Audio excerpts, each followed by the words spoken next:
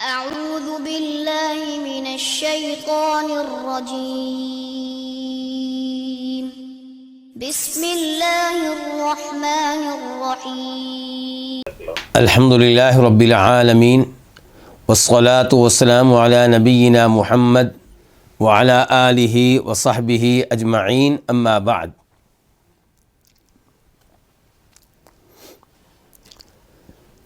آج ہم اللہ کے فضل و کرم سے کتاب التوحید کے ساتھ ہیں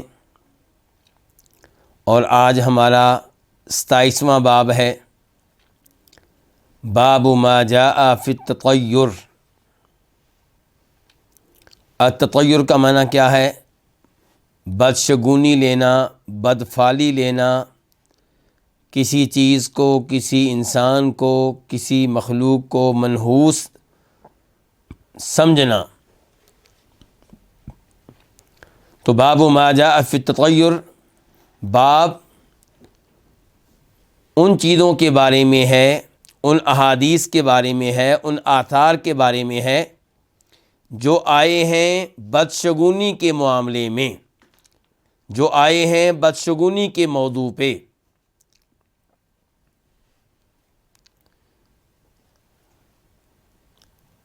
تطیر یہ اصل میں لفظ کہاں سے ماخوذ ہے؟ التطیر بھی کہتے ہیں، طیرہ بھی کہتے ہیں. یہ لفظ طائر سے ہے. طائر کس کو کہتے ہیں؟ پرندے کو. کیونکہ نحوست میں جو بنیادی چیز ہے وہ یہ تھا کہ وہ پرندوں سے بدشگونی لیتے تھے، بدفعلی لیتے تھے.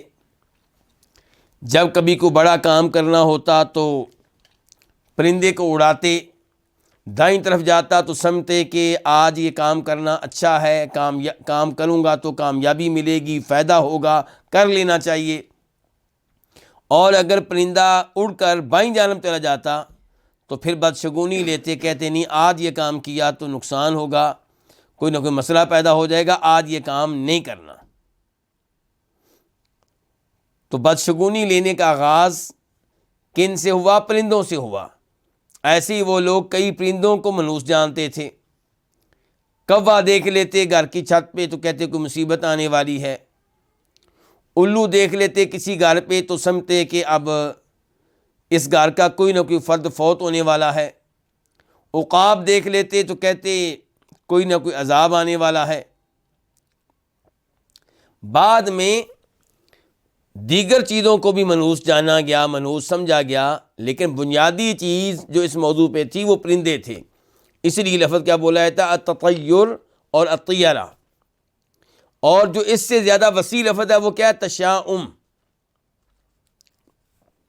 تو تشاؤم کسے کہیں گے؟ کہ آپ کسی بھی چیز کو دیکھ کر یا اس کی حرکت کو محسوس کر کے یہ خطرہ اور یہ خدشہ سمجھیں کہ کوئی نہ کوئی شر ہونے والا ہے، کوئی نہ کوئی برا کام ہونے والا ہے، کوئی نہ کوئی نقصان ہونے والا ہے، کوئی نہ کوئی حادثہ ہونے والا ہے، اور پھر وہ کام آپ نہ کریں جو کرنا چاہ رہے تھے. تو یہ کیا ہے؟ تشاؤم.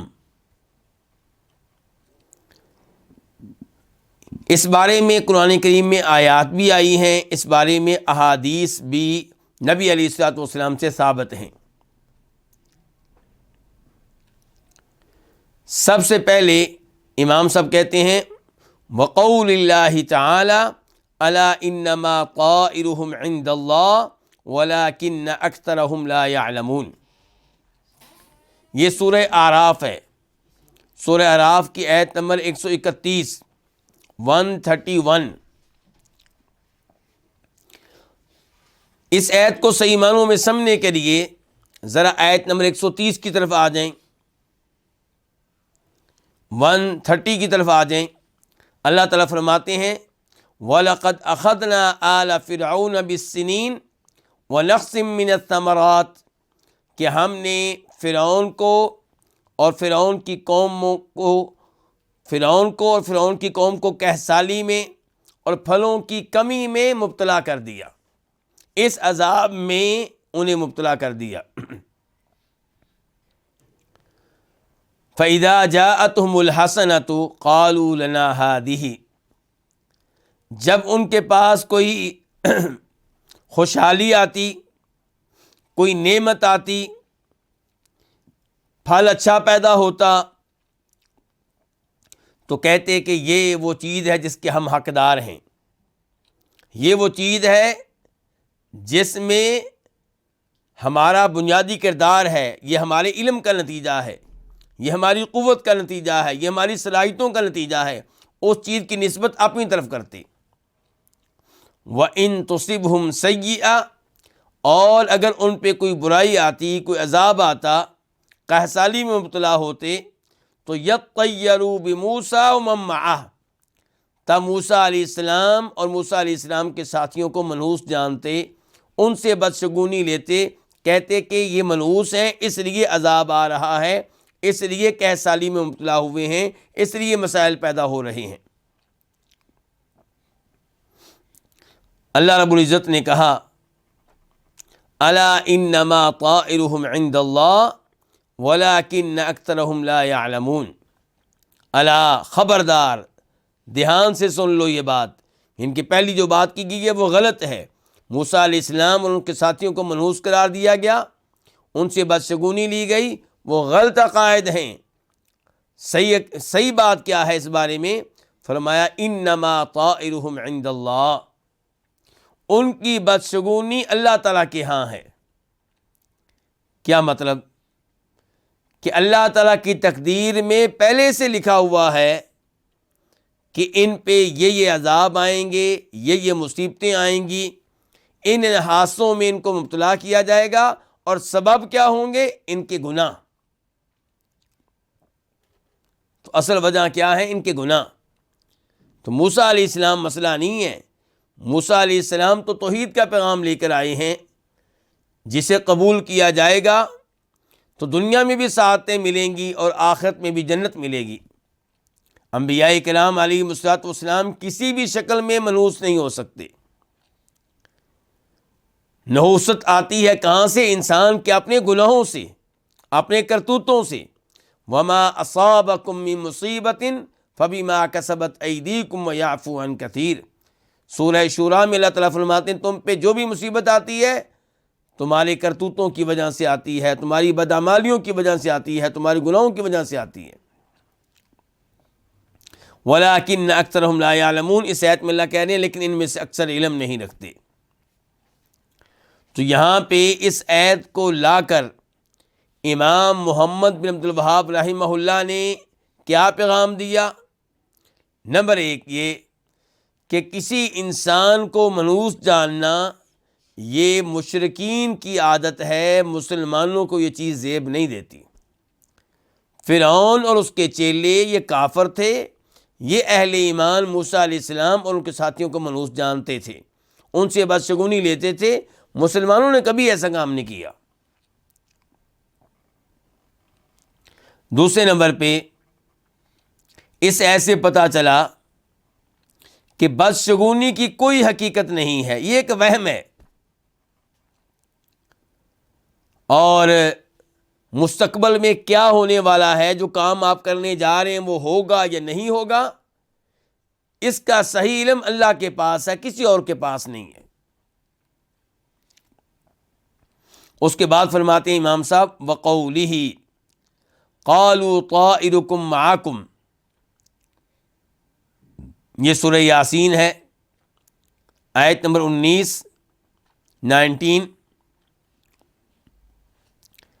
اس آیت کو سمجھنے کے لیے بھی ذرا پیچھے جانا پڑے گا، آیت نمبر 18 کی طرف، 18 کی طرف۔ ان آیات میں اللہ تعالیٰ تذکرہ کر رہے ہیں ایک شہر کا، ایک بستی کا، ایک علاقے کا، جہاں پہ اللہ کے رسول آئے۔ یہ سورہ یاسین ہے۔ وَاضْرِبْ لَهُمْ مَثَلًا أَصْحَابَ الْقَرْيَةِ إِذْ جَاءَهَا الْمُرْسَلُونَ، اللہ تعالیٰ کہتے ہیں اِذْ أَرْسَلْنَا إِلَيْهِمْ اثْنَيْنِ، ہم نے دو رسول بھیجے پہلے، فَكَذَّبُوهُمَا، انہوں نے ہمارے ان دو رسولوں کی تکذیب کی، فَعَزَّزْنَا بِثَالِثٍ، تو ہم نے ان دو رسولوں کی تائید کے لیے ان کو تقویت دینے کے لیے تیسرے رسول کو بھیج دیا، اور انہوں نے آ کے اپنی قوم سے کہا کہ ہم تمہاری طرف رسول بن کر آئے ہیں۔ یہاں پہ ایک سوال پیدا ہوتا ہے کہ کیا یہ اللہ کی طرف سے براہ راست رسول تھے، یا ان کو عیسیٰ علیہ السلام نے اپنے نمائندے اور اپنے رسول بنا کر بھیجا تھا، یعنی کہ یہ اللہ کے رسول عیسیٰ علیہ السلام کے رسول اور قاصد تھے؟ تو راجح بات یہی ہے انشاءاللہ کہ یہ اللہ رب العزت کی طرف سے رسول تھے، کیونکہ ان کی قوم نے ان سے کہا ما انتم الا بشر مثلنا، تمہیں ہم رسول کیسے مان لیں، تم تو ہماری طرح کے بشر ہو۔ تو اگر وہ عیسیٰ علیہ السلام کے نمائندے ہوتے تو قوم یہ اعتراض نہ کرتی کہ تم کو رسول کیسے مان لیں۔ قوم جب کہہ رہی تمہیں رسول کیسے مان لیں، تم ہماری طرح کے بشر ہو، اس کا مطلب یہ ہے کہ وہ نبی اور رسول تھے اللہ رب العزت کے، تو قوم نے کہا کہ تم انسانوں کو ہم نبی رسول کیسے مان لیں۔ وما انزل الرحمن من شیء، رحمان نے کچھ بھی نازل نہیں کیا، ان انتم الا تکذبون، تم جھوٹ بولتے ہو۔ تو بہرحال ان کی قوم نے ان کو رسول ماننے سے انکار کر دیا۔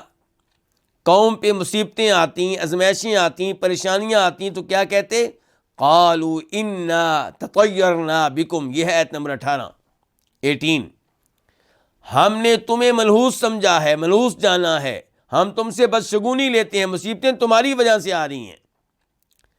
لئن لم تنتہوا، اگر تم باز نہ آئے، لنرجمنکم، ہم تمہیں سنسار کریں گے، پتھر مار مار کے ہلاک کر دیں گے، وَلَيَمَسَّنَّكُم مِّنَّا عَذَابٌ عَلِيمٌ، اور تم پہ ہماری طرف سے دردناک عذاب آئے گا، سزائیں دیں گے تم کو۔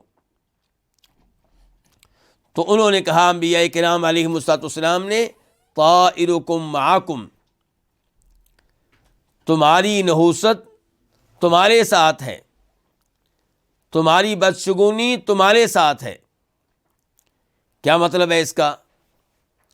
کہ تم گناہ کرتے ہو تو اس وجہ سے مصیبتیں آتی ہیں، تم اللہ کے نبیوں کا مذاق اڑا رہے ہو، اللہ پہ ایمان لانے سے انکار کر رہے ہو، کفر کے اوپر گامزن ہو، تو اس وجہ سے یہ سزائیں، یہ عذاب، یہ پریشانیاں اور تکلیفیں آتی ہیں، اور بنیادی طور پہ یہ سب کچھ پہلے سے اللہ کے ہاں مقدر ہے۔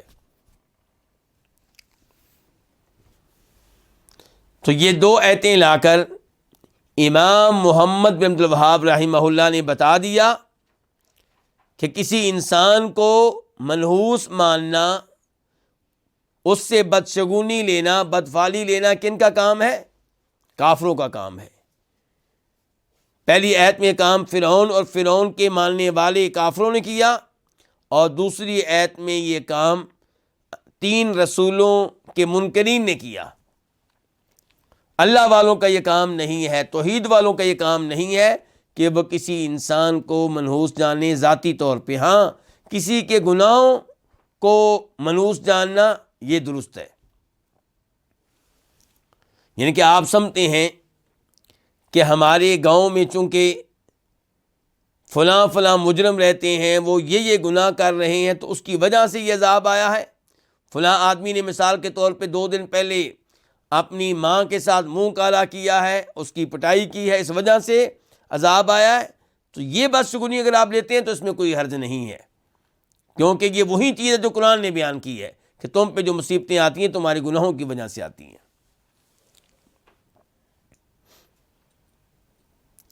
امام صاحب اس کے بعد حدیث لے کر آئے ہیں، عن ابی ہریرہ رضی اللہ عنہ ان رسول اللہ صلی اللہ علیہ وسلم قال لا عدوى ولا طیرۃ ولا ہام ولا صفر اخرجاہ۔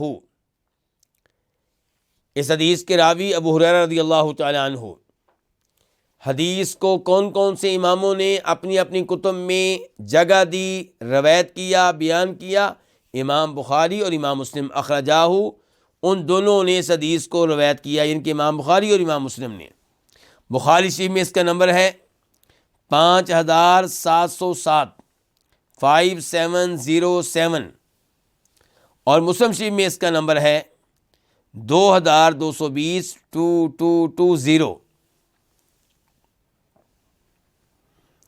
کیا معنی ہے اس حدیث کا؟ فرمایا نبی علیہ الصلوۃ والسلام نے لا عدوا، کہ ایک مرض مریض سے تندرست انسان تک منتقل ہو، اس کی کوئی حقیقت نہیں ہے. یعنی کہ ایسا بالکل نہیں ہوتا، یہ لوگوں کا وہم ہے کہ بیمار سے تندرست انسان تک منتقل ہو جاتی ہے، متعدی ہو جاتی ہے، اس سے اس کو لگ جاتی ہے، ایک انسان سے دوسرے انسان کو، ایک جانور سے دوسرے جانور کو. یہ چیز جو ہے یہ وہم ہے اور اس کی کوئی حقیقت نہیں ہے. یہ ہے اس کا پہلا معنی کس کا؟ لا عدوا کا. دوسرا معنی یہ ہے کہ لا عدوا ذاتی طور پہ کسی بیماری میں یہ اثر نہیں ہے، یہ تاثیر نہیں ہے کہ وہ اللہ کی مشیت کے بغیر، اللہ کے ارادے کے بغیر مریض سے تندرست کی طرف منتقل ہو جائے. اللہ چاہے تو ایسا ہوتا ہے، یعنی کہ مکمل نفی نہیں ہے. پہلا قول کیا تھا کہ مکمل نفی، ایسا ممکن ہی نہیں ہے، یہ وہم ہے کہ جناب بیماری اس سے اس کو لگی، یہ وہم ہے. دوسرا قول یہ ہے کہ نہیں، لگ جاتی ہے، لیکن کب؟ جب اللہ چاہے. جب اللہ نہ چاہے تو نہیں لگتی. تو ان دو میں سے کون سا قول ٹھیک ہے؟ دوسرا قول ٹھیک ہے کہ کچھ بیماریاں ایک انسان سے دوسرے انسان تک، ایک جانور سے دوسرے جانور تک منتقل ہوتی ہیں، لیکن کب؟ جب اللہ چاہے. جب اللہ نہ چاہے تو نہیں ہوتی. اسی لیے ایک گھر میں ایک مریض ہوتا ہے، اس کی بیماری گھر کے دوسرے آدمی کو لگ گئی، ایک کو لگی ہے، دو کو لگی، 5 کو نہیں لگی. اسی گھر میں دوسرے لوگ بھی ہیں، ان کو نہیں لگی. تو جن کو لگی ہے تب لگی جب اللہ نے چاہا. اور کرونا کا مرض جو ہے وہ ہم سب کو یاد ہوگا، اللہ تعالیٰ ایسی وباؤں سے محفوظ رکھے. یہ بھی ایک مثال ہے کہ بیماری ایک آدمی سے دوسرے انسان تک منتقل ہوتی ہے، لیکن ہر ایک تک منتقل نہیں ہوتی. اگر بذات خود بیماری میں یہ قوت ہوتی کہ وہ ایک سے دوسرے تک منتقل ہو جاتی ہے، پھر تو پورا شہر ہی کرونا سے چلا جاتا، پورا ملک ہی چلا جاتا. کیونکہ ہم ملتے رہے ہیں ان لوگوں کو جن کو یہ بیماری تھی، تو کسی کو اس مریض سے بیماری لگی، کسی کو نہیں لگی.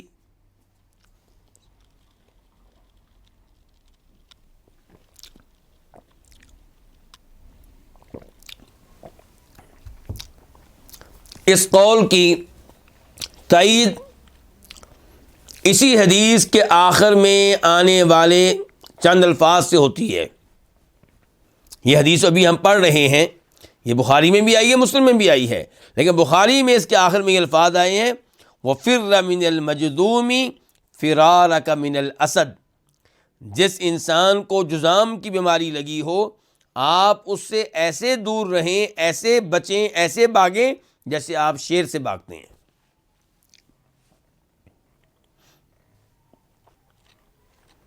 اس کا مطلب ہے جذام والے کا مرض آپ کو لگ سکتا ہے تو آپ احتیاط کریں. اور مسلم شریف کی ایک حدیث ہے جس کا نمبر ہے 2231 کہ نبی علیہ الصلوۃ والسلام کے پاس ثقیف قبیلے کا وفد آیا، آپ کی بیعت کی. پتہ چلا اس وفد میں ایک ایسا شخص ہے جس کو جذام کی بیماری ہے.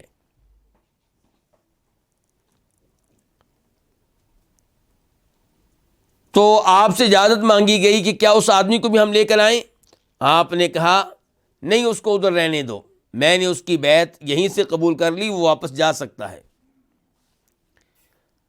تو اس سے بھی کیا پتہ چلا کہ متعدی امراض سے بچنا اور ان کے معاملے میں احتیاط کرنا یہ شریعت کے عین مطابق ہے. لیکن عقیدہ ٹھیک ہونا چاہیے.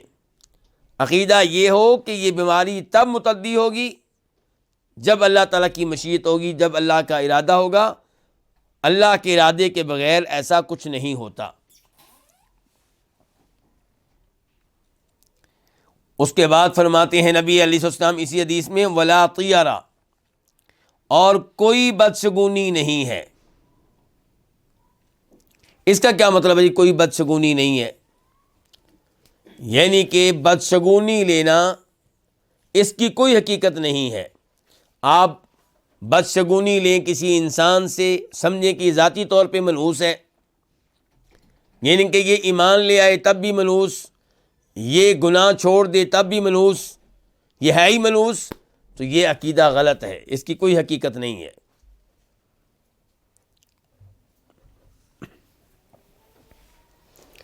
لوگ بدشگونی لیتے ہیں کس سے؟ کوئی پرندوں سے لیتا ہے،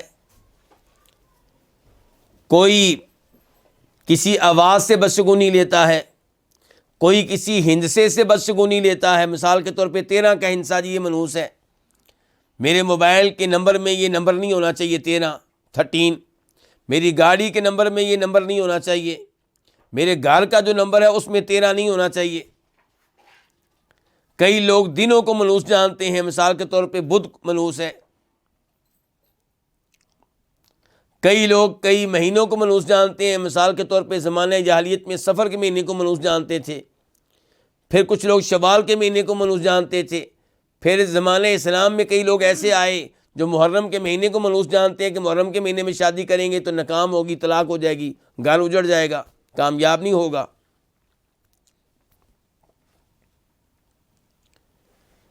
تو کسی بھی مخلوق کو منحوس جاننا یہ اسلامی عقیدہ نہیں ہے، اور کسی ایسی چیز کو منحوس جان کے اپنے ارادے سے پیچھے ہٹ جانا، جس کام کے لیے جا رہے تھے اس کام کو کیے بغیر واپس چلے آنا، یہ نہایت خطرناک ہے. یہ انسان کے عقائد پہ سوالیہ نشان ہے. یہ چیز انسان کو شرک میں داخل کر سکتی ہے، جیسا کہ آگے تفصیل آئے گی. تو ولا طیرہ، کوئی بدشگونی نہیں ہے. ولا ہامہ،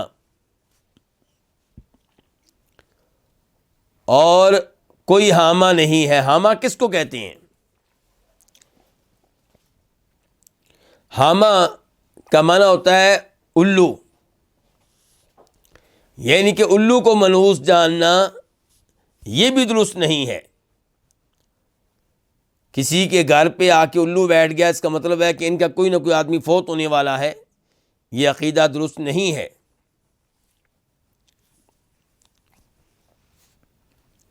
ایسے ہی کئی لوگ یہ عقیدہ رکھتے تھے کہ اگر کسی کو قتل کر دیا جائے تو اس کا انتقام لینا چاہیے، قاتل کو اس کے بدلے میں قتل کرنا چاہیے. اگر انتقام نہیں لیں گے تو اس آدمی کی کھوپڑی سے کوئی پرندہ نکلے گا، کوئی الو نکلے گا، وہ گھومتا رہے گا اور اس کی وجہ سے مسائل پیدا ہوں گے. یہ اور اس سے ملتے جلتے عقائد تھے ان کے قتل کے معاملے میں. ولا سفرا، اور سفر کا مہینہ منحوس نہیں ہے. سفر کے مہینے میں کوئی نحوست نہیں ہے. یہ ولا سفرا کا ایک مفہوم ہے. دوسرا مفہوم یہ بیان کیا گیا ہے کہ سفر کے مہینے کو آگے پیچھے کرنا درست نہیں ہے. زمانہ جاہلیت میں وہ لوگ کیا کرتے تھے؟ مہینوں کو آگے پیچھے کر لیتے تھے اپنی خواہشات کو پورا کرنے کے لیے. سفر سے پہلے کون سا مہینہ ہے؟ محرم.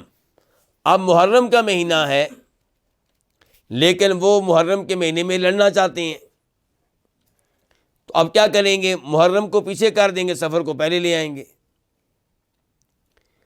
تو آپ نے فرمایا کہ ولا سفرا، سفر کے مہینے کو آگے پیچھے کرنا درست نہیں ہے. اور سفر کے مہینے کے تعلق سے ایک مفہوم یہ بھی بیان کیا گیا ہے کہ یہ ایک بیماری ہے جو پیٹ میں لگتی ہے. جو پیٹ میں ہوتی ہے، تو آپ نے اس کی نفی کی ہے کہ پیٹ میں لگنے والی یہ بیماری بھی متعدی نہیں ہوتی۔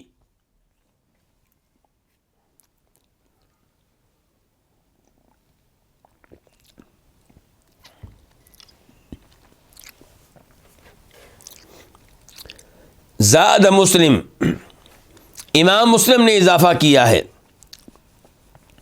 یعنی کہ یہ حدیث بھی ہم نے پڑھی ہے، اس میں نفی آئی ہے 4 چیزوں کی، امام مسلم نے اضافہ کیا ہے، اس میں 2 چیزیں اور بھی ہیں، ولا نوء، اور کوئی ستارہ نہیں ہے۔ کیوں جی ستارے آسمانوں پہ ہوتے ہیں کہ نہیں ہوتے؟ اور حدیث کہہ رہی کوئی ستارہ نہیں ہے، اس کا مطلب یہ ہے کہ ستارے کے وجود کی نفی نہیں ہے، ستاروں کے بارے میں جو غلط عقائد ہیں ان کی نفی کی جا رہی ہے، یعنی کہ آپ کہہ رہے ہیں ستاروں کی کوئی تاثیر نہیں ہے، یہ سمجھنا کہ بارش نازل ہوتی ہے ستاروں کی وجہ سے، یہ عقیدہ غلط ہے۔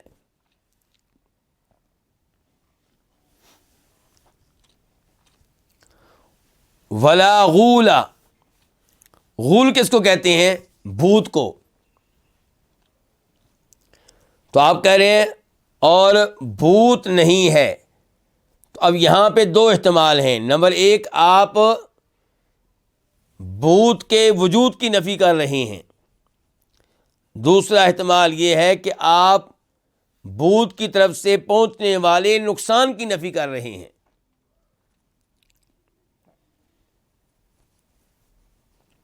بھوت جنوں کی اقسام میں سے قسم ہے، عربوں کا خیال یہ تھا کہ یہ بھوت کہاں ہوتے ہیں؟ جنگلوں میں، صحراؤں میں، اور لوگوں کو نظر آتے ہیں، اور یہ مختلف صورتوں اور شکلوں میں سامنے آتے ہیں، اور لوگوں کو راستے سے ہٹا دیتے ہیں، ان کے راستے سے ان کو ہٹا دیتے ہیں، اور لوگ ان کی وجہ سے اپنا راستہ بھٹک جاتے ہیں۔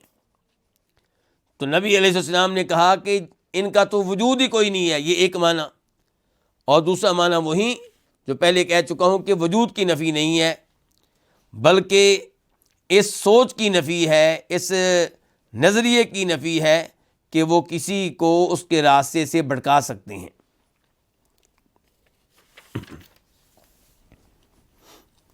یہ جو آخری 2 الفاظ ہیں یہ کہاں آئے ہیں؟ مسلم شریف میں۔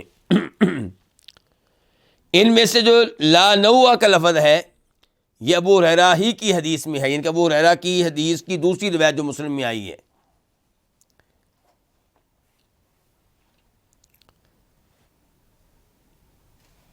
اور جو ولا غول کے الفاظ ہیں ابو ہریرہ کی حدیث میں نہیں آئے، بلکہ یہ مسلم میں جناب جابر رضی اللہ عنہ کی حدیث میں آئے ہیں یہ الفاظ، اور جناب جابر کی اس حدیث کا نمبر ہے مسلم شریف میں 2222، ان کے 4 بار 22222۔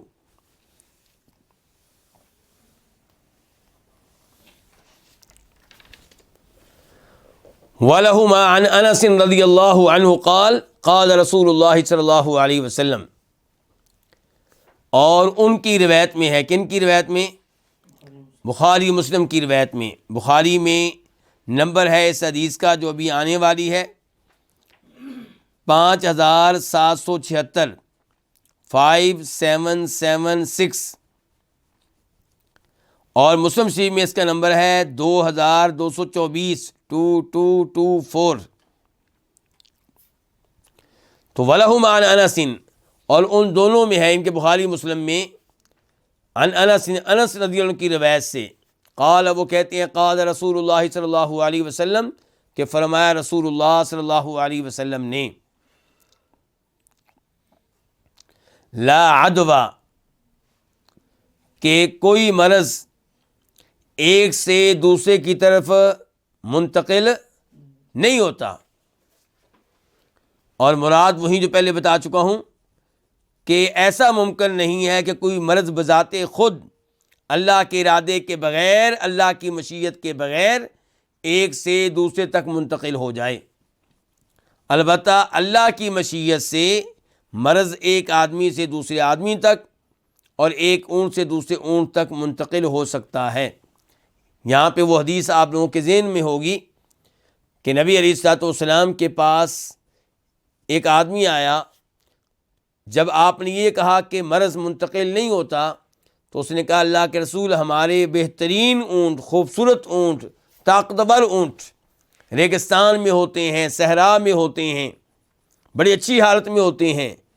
پھر کوئی اونٹ آتا ہے دائیں بائیں سے، اس کو خارچ لگی ہوتی ہے تو اس کی وجہ سے باقیوں کو بھی خارچ لگ جاتی ہے.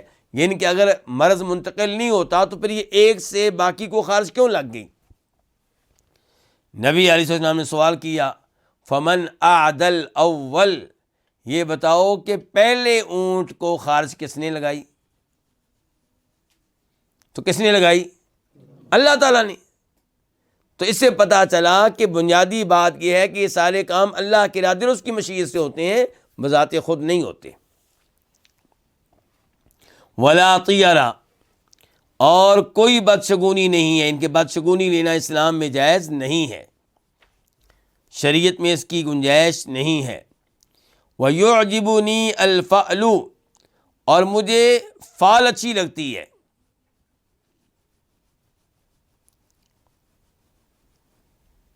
یہ کس راوی کی حدیث ہے؟ صحابی کون ہے؟ انس رضی اللہ عنہ.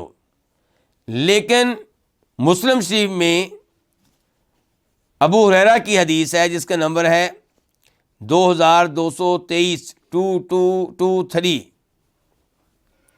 وہاں پہ یہ ہے کہ وَأُحِبُّ الْفَعْلَ الصَّالِحَ، میں پسند کرتا ہوں اچھی فعل کو. یعنی کہ ہماری جو انس والی سیدنا انس والی حدیث ہے اس میں یہ لفظ نہیں ہے کہ اچھی فعل.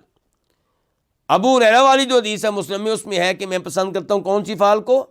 اچھی فعل کو. قالوا، صحابہ کرام نے کہا وما الفعل، فعل کیا ہوتی ہے جو آپ کہہ رہے ہیں کہ مجھے اچھی لگتی ہے؟ فرمایا الکلمۃ الطیبہ، اچھے الفاظ، اچھا کلمہ. اور مسلم شریف میں ابو ہریرہ کی حدیث میں جس کا پہلے بھی تذکرہ کر چکا ہوں، یہاں پہ الفاظ ہیں الکلمۃ الصالحہ یسمعها احدکم. اچھی فعل سے مراد وہ اچھے الفاظ ہیں جو تم میں سے کوئی سن لے. اس کا کیا مطلب ہے جی؟ اس کی مزید وضاحت کے لیے میں آپ کو ایک اور حدیث کی طرف لے کر جاؤں گا جو ترمذی میں آئی ہے.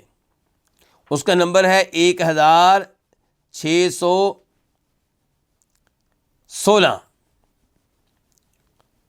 1616، اور شیخ البانی رحمہ اللہ نے اس کو صحیح قرار دیا ہے. راوی اس کے بھی انس بن مالک رضی اللہ تعالی عنہ ہیں.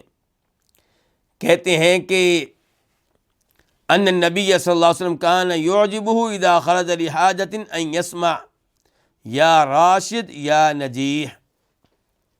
جب نبی علیہ السلام کسی کام کے لیے نکلتے تو آپ کو اچھا لگتا کہ اس موقع پہ آپ کو کوئی کہے یا راشد یا نجیح. کیا مطلب یا نجیح؟ اپنے مقصد میں کامیاب ہونے والے انسان، یا راشد درست راستے پہ چلنے والے، ہدایت پہ چلنے والے انسان.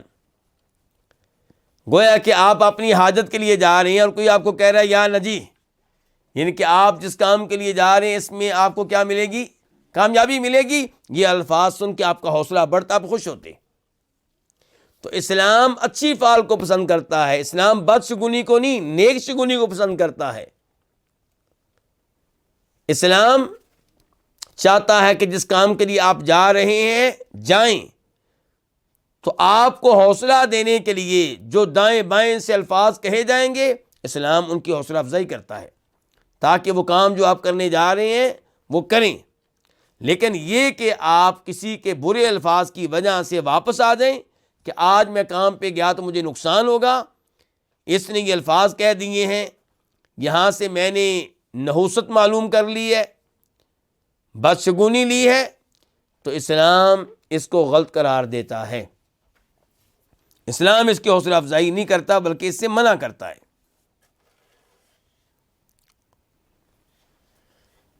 آپ نے دیکھا ہوگا کہ اگر آپ کسی دن صبح کسی دکان پہ جائیں، شاپ پہ جائیں، یا کسی ٹیکسی والے سے، گاڑی والے سے کرایہ طے کریں، تو وہ آپ کے ساتھ زیادہ بحث و مباحثے سے بچنے کی کوشش کرے گا.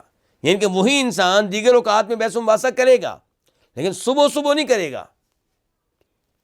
اگر آپ اس کے پہلے گاہک ہوئے, اگر آپ اس کے پہلے کسٹمر ہوئے, اور باقاعدہ کئی دفعہ کہہ دے گا چلیں جی ٹھیک ہے جی آپ صبح آئے ہیں, پہلے کسٹمر ہیں, چلیں ٹھیک ہے جو آپ کہہ رہے ہیں ٹھیک ہے, تو یہ کیا ہے؟ اس کے پیچھے غلط عقیدہ. کیا غلط عقیدہ؟ کہ پہلا گاہک اگر ناکام واپس چلا گیا تو پورا دن نقصان ہوگا, فائدہ نہیں ہوگا. تو مسلمانوں کو ایسے عقائد زیب نہیں دیتے. یہی تو مقصود ہے ہمارے آج والے باب کا, یہی تو معلوم ہو رہا ہے ان احادیث سے جو ہم پڑھ رہے ہیں. لیکن اگر صبح آنے والا آپ کو وہ قیمت دے جو آپ نے مانگی تو آپ کا حوصلہ بڑھا کہ انشاءاللہ آج کا دن اچھا گزرے گا, تو اس میں کوئی حرج نہیں ہے. یا کسی انسان نے صبح آپ کو دعا دے دی کہ اور کہہ دیا کہ انشاءاللہ اللہ تعالیٰ آج آپ کو بڑا رزق دے گا, آپ کا حوصلہ بڑھا, آپ نے امید لگا لی, اچھی بات ہے, کوئی حرج نہیں ہے اس میں.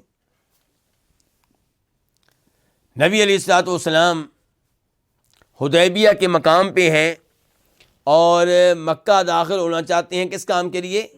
عمرے کے لیے. مکہ والے داخل ہونے کی اجازت نہیں دے رہے, مذاکرات ہو رہے ہیں, لوگ مکہ سے آ رہے ہیں آپ سے مذاکرات کرنے کے لیے, لیکن مذاکرات ناکام ہوتے چلے جا رہے ہیں کیونکہ مکہ والے ایسی شرائط رکھتے ہیں جو مانی نہیں جا سکتی. پھر مکہ کا نمائندہ آیا, کون؟ سہیل بن عمر. جب سہیل آیا, سہیل آپ اردو میں بھی جانتے ہیں سہل سے ہے, آسانی سے. جب سہیل آیا تو اللہ کے رسول نے فرمایا اب سہیل آ رہا ہے, اب تمہارا معاملہ اے مسلمانوں کیا ہو جائے گا؟ آسان ہو جائے گا. تو آپ نے اس کے نام سے کیا لی ہے؟ نیک شگونی لی ہے. تو اس میں کوئی حرج نہیں ہے, لیکن بد شگونی لیں یہ غلط ہو جائے گا. ولی ابی داود, اور ابو داؤد شریف میں ہے بسند صحیح. کیسی سند کے ساتھ؟ صحیح سند کے ساتھ. عن عقبہ بن عامر, وہ روایت کرتے ہیں عقبہ بن عامر رضی اللہ تعالیٰ عنہ سے. قال, وہ کہتے ہیں ان کو عقبہ بن عامر, ذکرت الطیرۃ عند رسول اللہ صلی اللہ علیہ وسلم فقال, بدشگونی کا تذکرہ کیا گیا کس کے پاس؟ نبی علیہ الصلوۃ والسلام کے پاس. فقال, تو آپ نے کہا احسنها الفعل, کہ ان میں سے سب سے بہتر جو ہے وہ فعل ہے, یعنی کہ نیک فعل لینا, اچھی فعل لینا. ولا ترد مسلما, اور یہ بدشگونی کسی مسلمان کو واپس نہ کر دے. کہاں سے واپس نہ کر دے؟ اپنے کام سے. آپ نکل رہے ہیں صبح, اپنے شہر سے کسی بڑے شہر جا رہے ہیں تجارتی سامان خریدنے کے لیے, شاپ ہے آپ کی, اس کا سامان لینے کے لیے آپ جا رہے ہیں. کوئی اور مالی ڈیلنگ آپ نے کرنی تھی, اس کے لیے آپ جا رہے ہیں. منگنی کرنے کے لیے جا رہے ہیں, نکاح کرنے کے لیے جا رہے ہیں. لیکن آپ جب گھر سے نکلے تو آپ کی پہلی نگاہ کس کے پہ پڑی؟ کالے کتے پہ, یا کالی بلی پہ, یا الو پہ, یا کوے پہ, اور آپ نے کہا نہیں آج نہیں جانا, آج گیا تو نقصان ہوگا, آج گیا تو مجھے کامیابی نہیں ملے گی.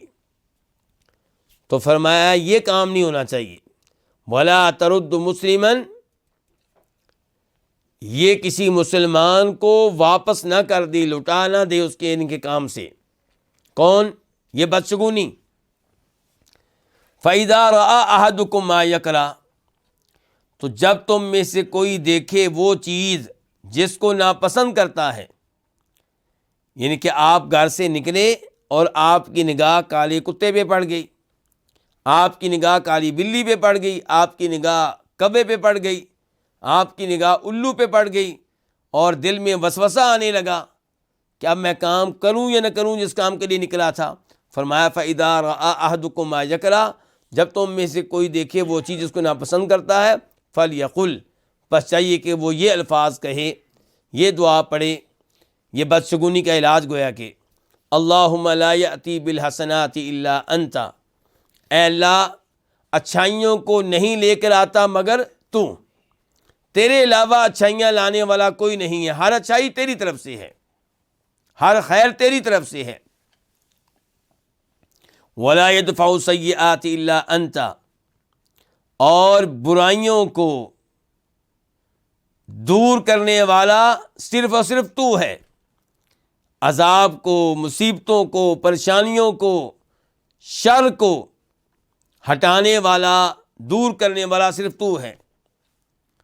ولا حول ولا قوت الا باللہ، اور برائی کا دور ہو جانا، ولا قوت، اور بلائی کا حاصل ہونا، یہ دونوں کام نہیں ہے ممکن الا بکا، مگر اے اللہ تیری توفیق سے، تیری مدد سے. تیری مدد نہ ہو تو میں کسی گناہ سے نہیں بچ سکتا، کسی حادثے سے نہیں بچ سکتا، کسی نقصان سے نہیں بچ سکتا. اور تیری مدد نہ ہو تو میں کوئی خیر کا کام نہیں کر سکتا، کوئی نماز نہیں پڑھ سکتا، کوئی روزے نہیں رکھ سکتا.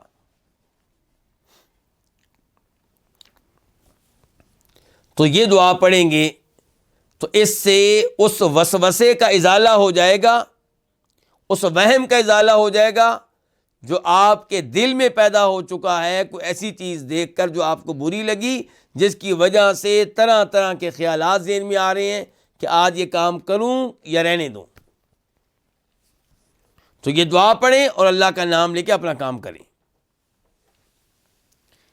اس حدیث کو روایت کی امام ابو داؤد نے، جیسا کہ خود کہا ہے امام محمد عبد الوہاب رحمہ اللہ نے، نمبر ہے وہاں پہ 3919، 3919. اور دیگر بھی کئی ائمہ کرام نے اس کو روایت کیا ہے. مثال کے طور پہ امام ابن ابی شیبہ نے روایت کیا ہے. لیکن سوال یہ ہے کہ اس کے صحابی کون ہیں؟ صحابی ہمارے پاس کون سے لکھے ہوئے ہیں؟ عقبہ بن عامر. لیکن علماء کرام نے خبردار کیا ہے کہ ابو داؤد شریف میں ایسا نہیں ہے. وہاں پہ جو صحابی ان کا نام ہے عروہ بن عامر، عقبہ نہیں بلکہ عروہ بن عامر. تو حدیث میں اب مسئلہ بن گیا کہ اگر یہ عروہ ہیں تو پھر کیا یہ صحابی ہیں کہ تابعی ہیں؟ اگر یہ تابعی ہیں تو ظاہر حدیث کیا قرار پائے گی؟ ضعیف. اگر یہ صحابی ہیں تو پھر ان کی وجہ سے حدیث پہ کوئی اعتراض نہیں ہو سکے گا، حدیث میں کوئی اشکال نہیں ہو سکے گا. تو اس بارے میں علماء کرام نے یہ کہا ہے کہ بہت سے علماء کرام کا یہ موقف ہے کہ عروہ صحابی ہیں، اور جب عروہ صحابی ہو گئے تو پھر یہ اشکال نہیں رہے گا کہ تابعی اللہ کے رسول سے براہ راست حدیث کیسے روایت کر سکتے ہیں.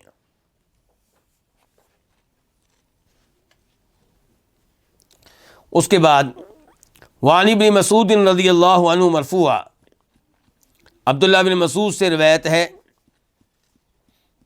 مرفوعاً، بطور مرفوع. کیا مطلب؟ کہ جو روایت آ رہی ہے یہ عبداللہ بن مسعود کے اپنے الفاظ نہیں ہیں، بلکہ وہ ان الفاظ کی نسبت کس کی طرف کرتے ہیں؟ نبی علیہ الصلوۃ والسلام کی طرف کرتے ہیں. تو اسی لیے اس کو کیا کہا جا رہا ہے؟ مرفوع. اگر یہ الفاظ ہوتے عبداللہ بن مسعود کے اپنے تو پھر اس روایت کو کیا کہا جاتا؟ موقوف. تو عبداللہ بن مسعود سے روایت ہے مرفوع کے طور پہ کہ الطیرۃ شرکن، بدشگونی شرک ہے. الطیرۃ شرکن، پھر فرمایا بدشگونی شرک ہے. تو کیا واقعی بدشگونی شرک ہے؟ بدشگونی کے بارے میں یہ ذہن میں رکھا جائے کہ اگر کوئی سمجھتا ہے کہ یہ چیزیں بذات خود نقصان پہنچانے والی ہیں تو وہ شرک اکبر کر رہا ہے۔ اگر کوئی سمجھتا ہے کالا بلہ خود نقصان پہنچانے والا ہے، کالی بلی خود نقصان پہنچانے والی ہے، الو خود نقصان پہنچانے والا ہے، تو پھر یہ کیا ہے؟ شرک اکبر ہے۔ اور اگر کوئی یہ سمجھتا ہے کہ یہ چیزیں نقصان پہنچنے میں سبب ہیں، بذات خود یہ نقصان پہنچانے والی نہیں ہے، تو پھر یہ شرک اصغر ہے۔ تو فرما رہے ہیں نبی علیہ الصلوۃ والسلام کہ بدشگونی شرک ہے، بدشگونی شرک ہے۔ وما منا الا، اور ہم میں سے کوئی بھی نہیں ہے مگر۔ اس جملے کا کیا مطلب ہے جی؟ اس جملے کا مطلب یہ ہے کہ ہم میں سے کوئی نہیں ہے مگر اس کے دل میں کوئی نہ کوئی وہم آ ہی جاتا ہے، یعنی کہ ہم انسان ہیں، کمزور ہیں، ہمارے دلوں میں وہم آ جاتے ہیں جو بدشگونی پہ مبنی ہوتے ہیں۔ یعنی کہ صبح صبح آپ کا کوئی نقصان ہو گیا اور اس سے پہلے جو آدمی آپ کو ملا تھا اس سے آپ کا صبح صبح جھگڑا ہو گیا تھا، اب آپ کے دل میں آ گیا اس منحوس کی وجہ سے جو جھگڑا ہوا ہے نا اس کے ساتھ، اس کی وجہ سے یہ میرا ابھی یہ گاڑی کا ایکسیڈنٹ ہوا ہے۔ تو ایسے وہم ذہن میں آ جاتے ہیں، وہم ایسے اوہام کا ذہن میں آ جانا، اس کے اوپر کوئی اتنا بڑا اعتراض نہیں ہے۔ شرط یہ ہے کہ آپ ان اوہام کو ذیل کر دیں، ان کو دل میں جگہ نہ دیں، جھٹک دیں۔ تو فرما رہے ہیں نبی علیہ السلام وما منا الا، ہم میں سے کوئی نہیں ہے مگر، ان کے مگر اس کے دل میں ایسی چیزیں پیدا ہو جاتی ہیں۔ ولکن اللہ، لیکن اللہ تعالیٰ یذہبہ، اس چیز کو دور کر دیتے ہیں، بالتوکل، توکل کی وجہ سے، توکل کی برکت سے۔ اگر اللہ پہ بھروسہ ہو، اللہ پہ یقین ہو تو اللہ تعالیٰ ایسے اوہام کو ذیل کر دیتے ہیں۔ رواہ ابو داود، اس حدیث کو روایت کیا کس نے؟ امام ابو داود نے۔ نمبر کیا ہے وہاں پہ؟ 3910، 3910۔ اور امام ترمذی نے، اور نمبر کیا ہے؟ 1614، 1614۔ وصححہ، اور اس حدیث کو صحیح قرار دیا کس نے؟ امام ترمذی نے۔ وجعل آخرہ، اور انہوں نے اس حدیث کے آخری الفاظ کو من قول ابن مسعود، عبداللہ ابن مسعود کے قول میں سے قرار دیا ہے۔ یعنی کہ امام ترمذی کہنا چاہتے ہیں کہ اطیرۃ شرکن، اطیرۃ شرکن، بدشگونی شرک ہے، بدشگونی شرک ہے۔ یہ الفاظ تو واقعی نبی علیہ الصلوۃ والسلام کے ہیں، لیکن اس کے بعد یہ کہ ہمارے دلوں میں، ہم میں سے ہر ایک کے دل میں کچھ نہ کچھ خیال آ جاتا ہے، وہم ہو جاتا ہے، لیکن اللہ توکل کی برکت سے ذیل کر دیتے ہیں۔ امام ترمذی کہنا چاہتے ہیں کہ یہ آخری الفاظ کس کے ہیں؟ عبداللہ بن مسعود کے اپنے الفاظ ہیں۔ تو حدیث کا پہلا حصہ مرفوع، دوسرا حصہ کیا ہو گیا؟ موقوف۔ اب آپ کیا کہتے ہیں؟ صحیح بات یہ ہے کہ یہ پوری کی پوری حدیث جو ہے وہ مرفوع ہے۔ حدیث کے ایک حصے کو مرفوع قرار دینا، دوسرے کو موقوف صحابی کے اپنے الفاظ قرار دینا، اس کے لیے دلیل چاہیے، اس کے لیے کوئی قرینہ ہونا چاہیے، اور ایسا کوئی قرینہ نہیں ہے۔ اور صحیح بات یہ ہے کہ یہ الفاظ کس کے ہیں؟ نبی علیہ الصلوۃ والسلام کے ہیں۔ اور اس حدیث کو شیخ البانی رحمہ اللہ نے صحیح قرار دیا ہے۔ مثال کے طور پہ آپ ان کی کتاب دیکھ لیں الصحیحہ، وہاں پہ اس کا نمبر ہوگا 429، 429، اور وہاں پہ انہوں نے اس کو صحیح قرار دیا ہے۔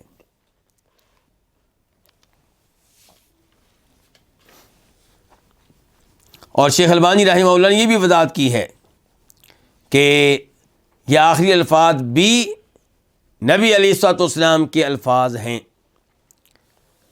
ولی احمد من حدیث ابن عمر، پھر مؤلف کہتے ہیں، امام محمد عبد الوہاب رحمہ اللہ کہتے ہیں ولی احمد، اور مسند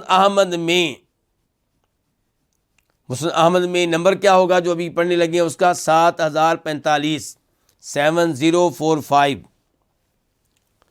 تو مسند احمد میں عبداللہ بن عمر کی حدیث سے ہے، عبداللہ بن عمر بن عاص، کہ من ردته الطیرۃ عن حاجته فقد اشرک، جس کو بدشگونی نے اس کی حاجت سے، اس کے کام سے واپس لوٹا دیا تو یقیناً اس نے شرک کیا، اللہ کے ساتھ کسی اور کو شریک کیا۔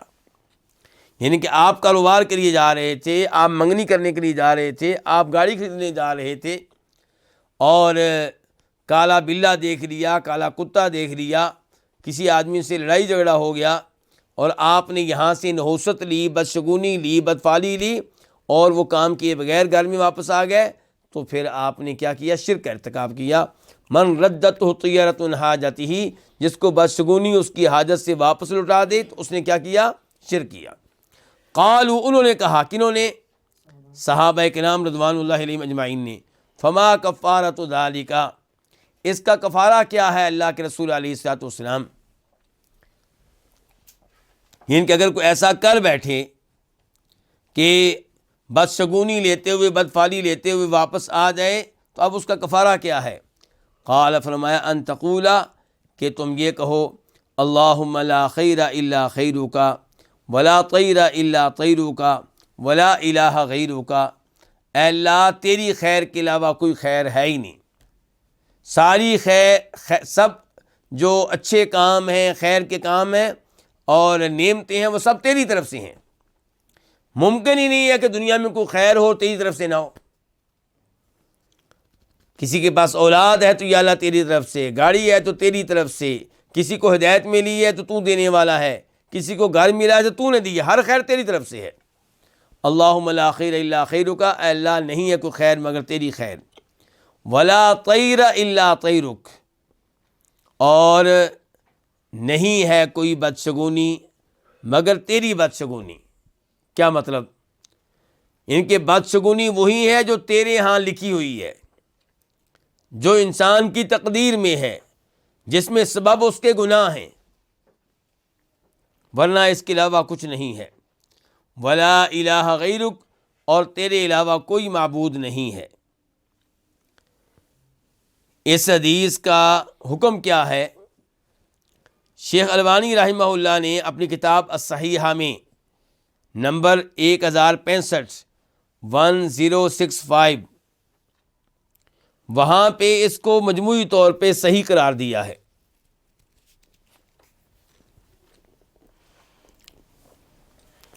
وَلَهُ، اور اس کے ہاں ہے، کس کے ہاں؟ امام احمد کے ہاں، کیونکہ پہلی روایت بھی امام احمد کے ہاں تھی، اور اب امام صاحب کہہ رہے ہیں، امام محمد بن عبد الوہاب جو ہماری کتاب کے مؤلف ہیں، کہ وَلَهُ، اور اسی میں ہے، یعنی کہ مسند احمد میں ہے، اور نمبر ہے اس حدیث کے جو بھی پڑھنے لگے ہیں 1824 1824، اور اسی میں ان کے مسند احمد میں ہے من حدیث الفضل بن عباس، فضل بن عباس رضی اللہ عنہما کی حدیث سے۔ فضل بن عباس اللہ کے نبی کے کیا لگے؟ چچا کے بیٹے، عبداللہ بن عباس کے بھائی ہیں۔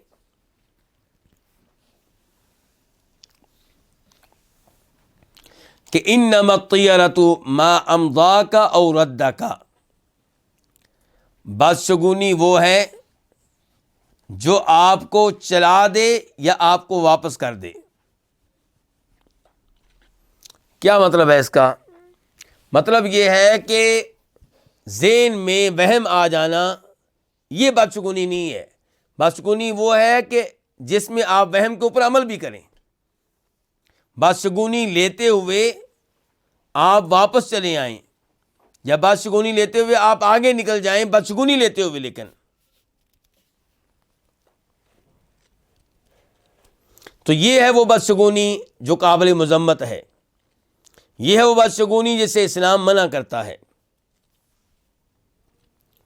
لیکن یہ روایت جو ہے، یہ آخری روایت، یہ ضعیف ہے۔ اس کو ضعیف قرار دینے والوں میں ایک علامہ احمد شاکر ہیں، اور ایسے ہی مسند احمد کے جو محقق ہیں انہوں نے بھی اس کو ضعیف قرار دیا ہے۔ فیہ مسائل، اس باب میں کیا کیا مسائل ہیں؟ الاولی، پہلا مسئلہ، التنبیہ علی قولہ الا انما طائرہم عند اللہ مع قولہ طائرکم معکم۔ پہلا مسئلہ کہ تنبیہ کی گئی اللہ کے فرمان الا انما طائرہم عند اللہ کی طرف، کہ انہوں نے کہا تھا موسیٰ علیہ السلام سے کہ آپ ملحوظ ثابت ہوئے ہیں، آپ کی وجہ سے عذاب آتے ہیں. تو موسیٰ علیہ السلام نے اور اللہ تعالیٰ نے کیا کہا؟ الا انما طائرهم عند اللہ، سوائے اس کے نہیں ان کی بدشگونی اللہ تعالیٰ کے پاس ہے.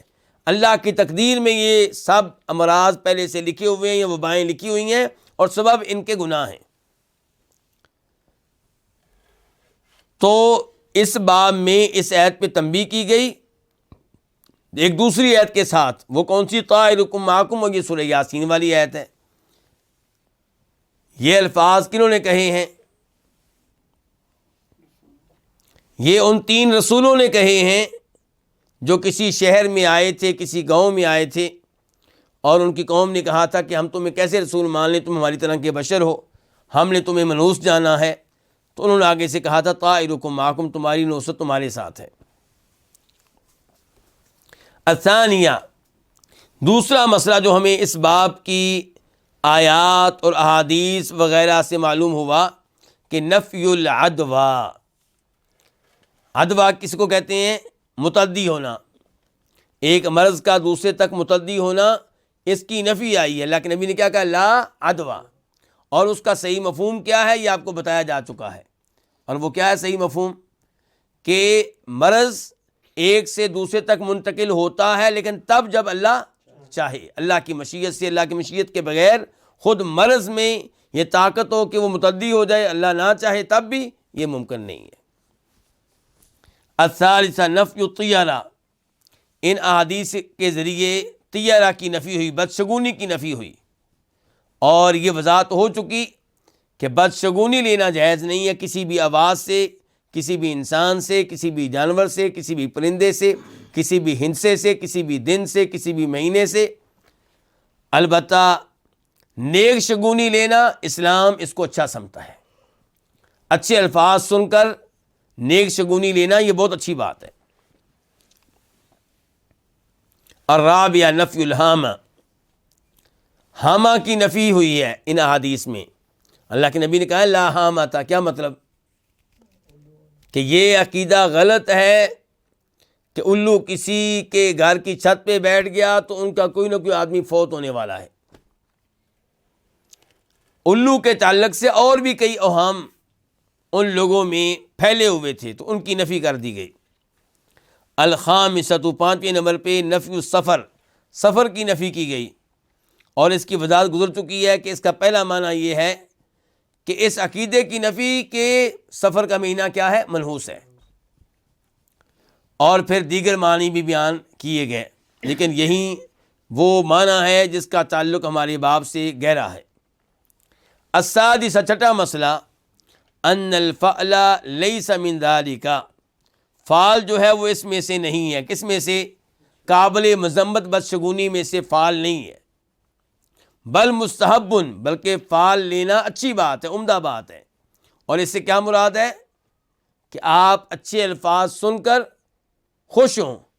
جس کام کے لیے جا رہے تھے جانے میں آپ کو ہمت ملے، حوصلہ ملے، کسی کی دعا سن کر، کسی کے اچھے الفاظ سن کر، تو یہ بڑی اچھی بات ہے. السابعہ تفسیر الفعل.